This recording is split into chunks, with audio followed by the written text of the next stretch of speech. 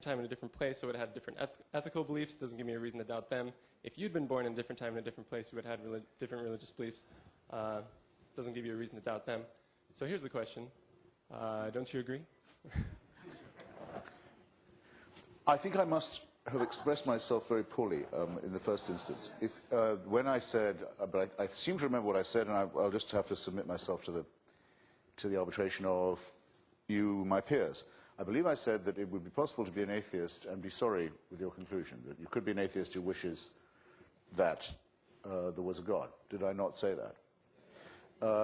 I've met such people, but that I, to the contrary, am an anti-theist who is very relieved, given what the implications of divine rule would be, that there is no evidence for the proposition. Now, I hope that's plain now. I'm wondering what the positive case was, that religion in general is false, and Christianity in particular. So I thought maybe one of the arguments was this diversity of religious belief maybe gives you a reason to think that your religion is false or something. Well, I say the diversity of religious belief is not mysterious if you assume that God is made by man. It's only mysterious if you think that man is made by God. Yeah. Like worrying about why tsunamis kill good people. This is not a problem if you think that we live on a cooling planet with a disturbed weather system. That just will happen, doesn't require any explanation. Nothing to pray over, nothing to why about. Nothing to have a sob fest on CNN about. This question answers itself. It's only a mystery if you don't know that we live on a planet with a cooling crust and a turbulent climate system, and you think, well, maybe God decides at what point weather takes people out. Occam's razor is the critical thing here. Dispose always of unnecessary assumptions. Does the plague break out because we've sinned, and if so, is it because of our divorce rate? Is it because there are too many homosexuals among it? Is it because the Jews have poisoned the wells again? Is it all this? Is it all that? That's what people used to have to ask themselves about, well into the 18th century, until they worked out about the germ theory of the disease. Then they had to encounter people like Dr. Timothy Dwight, the great divine of Yale, who said, well, inoculation would be even worse because it would be an intervention in God's design, which, presuming that God wanted to keep the germ theory of disease from us and have us dying and thinking that disease was a curse, would be true. It would be. Inoculation would be an interference with his design in that case. But this is the kind of mentality one's arguing against all the time. Currently, polio is spreading back across the world. We thought we had eradicated it. A lot of very good secular activists and medical physicians went out to do the eradication. I went with them as far as Bengal. Suddenly religious people started to say, don't take your children in. This is a plot. Okay, God doesn't want you to do it. It only takes a few uninoculated children and the disease is spread all the way back across Africa now. Okay. Thanks to faith and the faith-based. If you're going to take credit for all the charitable work, you have to take credit for all the atrocities as well, and it will leave you exactly where you began, with everything still to be explained. On the right here, sir. I have a question that's actually a two-sided question for each of the speakers, and the first would be for Mr. Hitchens.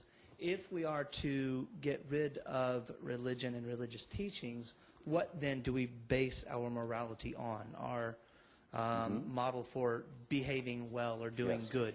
And then the other side of the coin for Mr. Olasky is, it seems that your argument or your position precludes us having any morality or any good works to do without having religion to rely on to teach us those things. And I was wondering if you could maybe talk a little bit more about why it seems your argument or your position precludes that position. Let me ask very quickly, Mr. Hitchens first, Dr. Olasky. Yes, second. I'll be terse, but thank you for asking, because I owe it as an answer to Dr. Olasky too.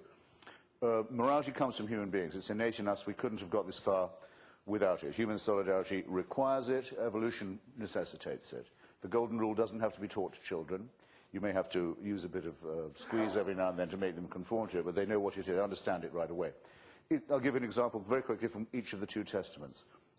Do you really believe that the Jewish people got as far as Sinai under the impression that murder, theft, and perjury were okay? And only when they get there are told by God, actually, you've got to cut that shit out now. And those are the commandments in stone. Oh, up till then we thought that was cool. They would not have got as far as... Of course, the story, as I've told you, and as you can easily find by reading my book and others, the story is all bogus, but suppose it to be true, that's the contempt it has for human beings, that they wouldn't know unless told. that murder, theft, perjury, to say nothing of adultery, can mess you up. Of course they know. Otherwise, we couldn't be having this discussion. We don't need religious permission to find these things out, or supernatural authority for them. Another example, quickly, from the Second Testament, the good man from Samaria, the man who puts himself out, goes out of his way to help a suffering fellow creature who's described to us by the alleged Jesus of Nazareth, quite clearly wasn't a Christian. He's doing something a while back that Jesus has got to hear about, is telling us about. He wasn't doing it because of Christian teaching, or as far as we know, for any religious teaching. He just saw another human in crisis and did what we all hope we would do, and some of us have sometimes done.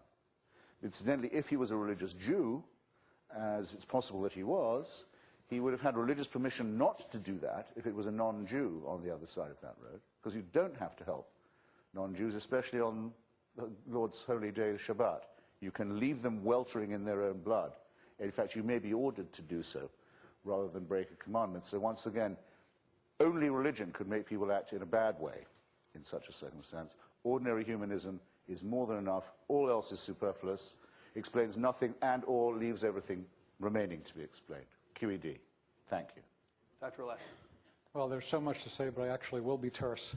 That was terse. I didn't say short. So, yeah, without taking up a lot of time, you might want to go to sort of a standard theological dictionary and look up this expression called common grace, which I think is one of the ways in which this is explained. But there are other things going on, too.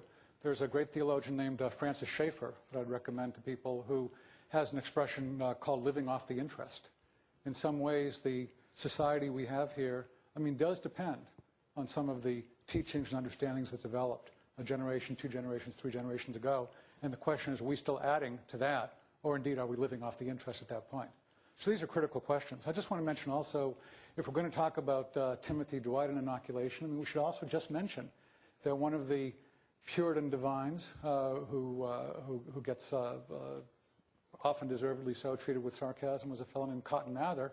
And Cotton Mather in 1721 in Boston actually was very